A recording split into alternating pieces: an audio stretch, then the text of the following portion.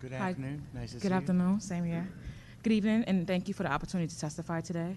My name is Erica Mitchell. I'm a DC charter school teacher and member of the Powers Ed Teacher Council. We are not moving until there is a silent, single, and straight line, a statement you may frequently hear from educators and administrators as you're walking through the halls of public and charter schools throughout the United States in urban settings. Hundreds of students are being penalized, disciplined, suspended, and expelled at alarming rates from schools due to behaviors some view as inappropriate. These inappropriate and unfair behavior expectations have and will continue to have a negative impact on students emotionally, socially, and academically. These behavioral and discipline expectations that are put in place in mostly urban settings not only has had a negative impact on students, but educators as well. When receiving weekly emails from my administration, educators at my school are always reminded of student behavior expectations and the consequences if they are not met. Yes, consequences. If students are not in a single, silent, and straight line, it is stated in the email, teachers will receive a written reprimand. After receiving 3 write-ups, teachers will most likely not be offered employment for the following school year, which causes stress and plays a role in teacher retention at a time when teacher turnover in DC schools is already alarmingly high.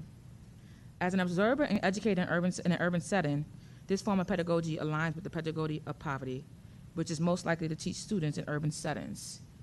This pedagogy encourages teachers to teach, give directions, and make sure there are consequences in place for inappropriate behaviors. The pedagogy of poverty encourages students to listen, follow directions, and learn schools and expectations. This approach to teaching and learning is doing more harm to educators and students than good. Instead of creating positive and healthy learning environments that will help students reach their full potential, be creative, innovative, critical thinkers that are productive citizens and change makers, schools are more focused on students being in control. As stated by former educator Dr. Martin Haberman in his article, The Pedagogy of Poverty versus Good Teaching, unfortunately, the pedagogy of poverty does not work. Youngsters achieve neither minimum levels of life skills nor what they are capable of learning.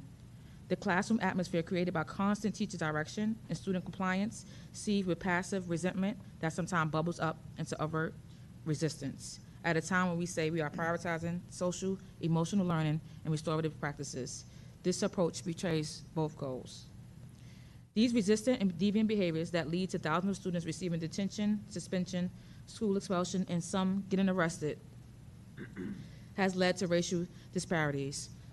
According to the 2015-2016 Civil Rights Data Collection, black male students represented 8% of enrolled students and accounted for 23% of students expelled. Black female students represented 8% of the student enrollment and accounted for 10% of students who were expelled. Black male students represented 8% of enrolled students and accounted for 25% of students who received an out-of-school suspension. Black female students represented 8% of the school enrollment and accounted for 14% of students who received an out-of-school suspension. As we end the 2017-18 school year, I have witnessed frustrated and upset educators who question their ability to meet discipline and behavioral expectation on a daily basis. The frustration that has led to at least 5 teachers leaving in the middle of the school year and others mentally drained, waiting to see if they will be offered employment for the following school year. If the educational system continues to focus on students performing a single, silent, and straight line, many students will lack essential social and emotional skills and risk dropping out of school. The educational system will also continue to lose highly qualified and passionate educators. Stories like these matters. That's why it's essential for DCPS and DC charter schools to collaborate with organizations like Empower Ed to empower and motivate teachers to lead in our schools, advocate for themselves and students, and to have a voice that will advocate for an immediate change in today's educational system that will help both students and educators reach their full potential.